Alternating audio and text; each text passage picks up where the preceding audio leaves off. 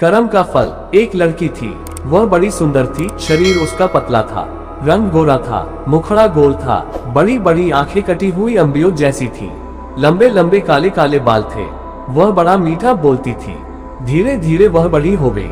उसके पिता ने कुल के पुरोहित तथा नाई से वर की खोज करने को कहा। उन दानों ने मिलकर एक वर तलाश किया। न लड़की ने होने वाले दूल्हे को देखा, न दूल्हे ने होने वाली दुल्हन को। धूमधाम से उनका विवाह हो गया। जब पहली बार लड़की ने पति को देखा तो उसकी बदसूरत शक्ल को देखकर वह बड़ी दुखी हुई। इसके विपरीत लड़का सुंदर लड़की को देखकर फूला न समाया। रात होती तो लड़की की सास दूध हटाकर उसमें गुड़ या शक्कर मिलाकर बहू को कटोरा थमा देती और कहती, जा अपने लाड़े पति को पिला। वह कटोरा हाथ में लेकर पति के पास जाती और बिना कुछ बोले चुपचाप खड़ी हो जाती।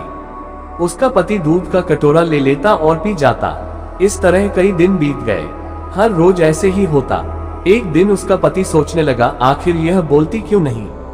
उसने निश्चय किया कि आज इसे बुलवाए बिना मानूंगा नहीं। जब तक ये कहेगी नहीं कि लो दूध पी लो, मैं इसके हाथ से कटोरा नहीं लूंगा। उस दिन रात को जब वह दूध लेकर उसके पास खड़ी हुई तो वह चुपचाप लेटा रहा। उसने कटोरा नहीं थामा। पत्नी भी कटोरे को हाथ में पकड़े खड़ी रही, कुछ बोली नहीं। बेचारी सारी रात खड़ी रही, मगर उसने मुंह नहीं खोला। उस हठीले आदमी ने भी दूध का कटोरा नहीं लिया। सुबह होने को हुई तो पति ने सोचा, इस बेचारी ने मेरे लिए कितना कष्ट सहा है। यह मेरे साथ रहकर प्रसन्न नहीं है। इसे अपने पास रखना इसके साथ घोर अन्याय करना है। इसके बाद वह उसे उसके पीहर छोड़ आया। बेचारी वहां भी प्रसन्न कैसे रहती। वह मन मन ही कुढ़ती। वह घुटकर मरने लगी। उसे कोई बीमारी न थी। वह बाहर से एकदम ठीक लगती थी।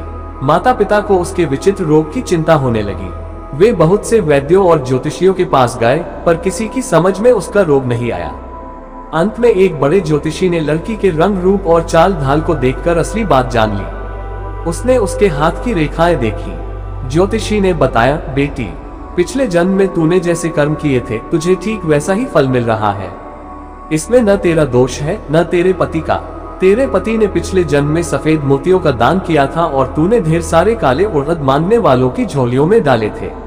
सफेद मोतियों के दान के फल से तेरे पति को सुंदर पत्नी मिली है और तुझे उर्दू जैसा बदसूरत आदमी मिला है। ऐसी हालत में तेरे लिए यही अच्छा है कि तू अपने पति के घर चली जा और मन में किसी भी प्रकार की बुरी भावना लाए बिना उसी से संतोष कर जो तुझे मिला है, और आगे के लिए खूब अच्छे अच्छे काम कर। उसका फल तुझे अगले जन्म में अवश्य मिलेगा।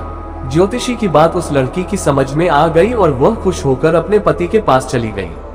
वे लोग आनंद से रहने लगे।